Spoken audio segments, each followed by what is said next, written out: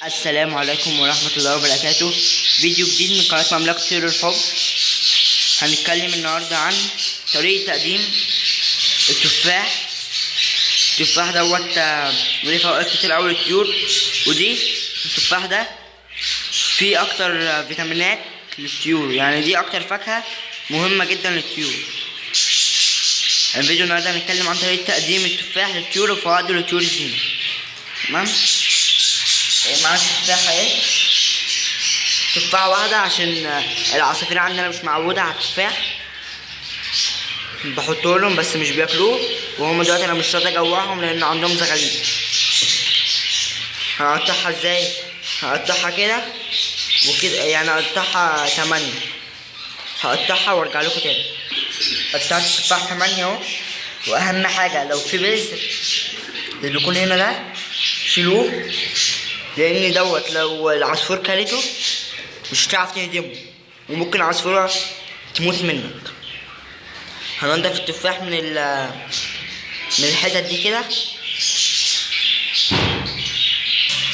معانا هنا هقطع الحتت دي وارجع لكم تاني اهو.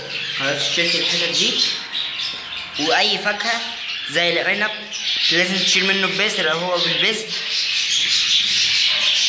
واي فاكهه لازم تقدمها للطيور لازم تشيل منها البذر. هنقدمها دلوقتي للطيور. الفاكهه ديت بتكون مرتين في الاسبوع، مرتين في الاسبوع ادي فاكهه ومره خضار. هنقدمها دلوقتي للطيور.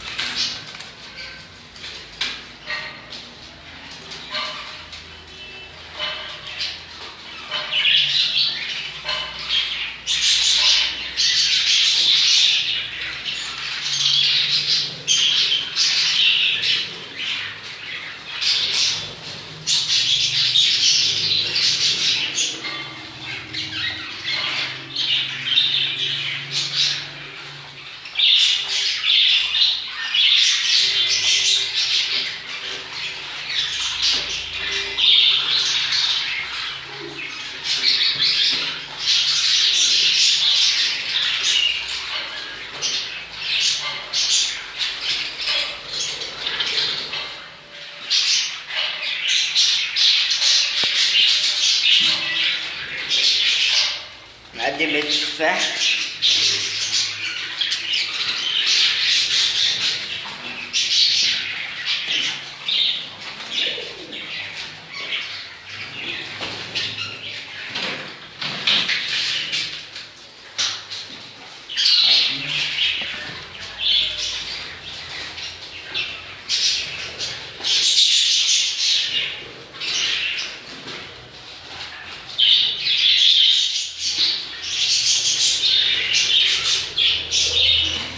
اهو هحط له التفاح.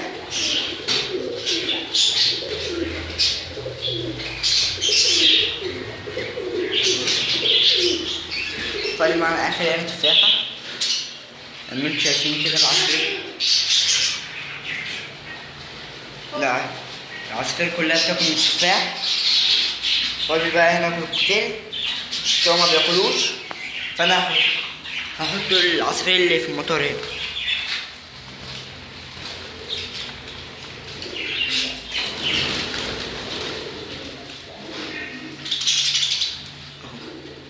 خلاص كده اهي.